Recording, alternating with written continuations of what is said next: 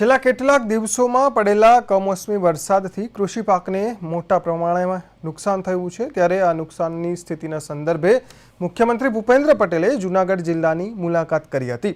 મુખ્યમંત્રી સાથે મંત્રી અર્જુન મોઢવાડિયા, ડોક્ટર પ્રદ્યુમન વાજા અને રાજ્યમંત્રી કૌશિક વેકરિયાએ સ્થળ નિરીક્ષણ કર્યું હતું અને અસરગ્રસ્ત ખેડૂતો સાથે સંવાદ કર્યો હતો।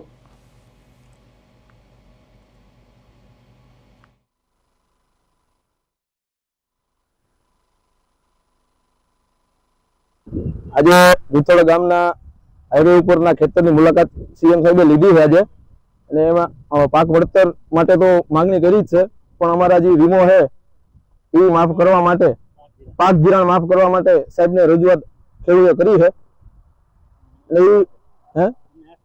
એમને એવી આશા છે કે સાહેબ પાક ધિરાણ માફ કરે છે। કેટલું નુકસાન છે? નુકસાન 80 થી 90% જેવું નુકસાન છે। ક્યાં વધુ પાકમાં નુકસાન? મગફળીના પાકમાં મારા તો મગફળીનું જ થાય છે વધારે અહીંયા, અને મગફળીના પાકમાં નુકસાન છે 80 થી 90%।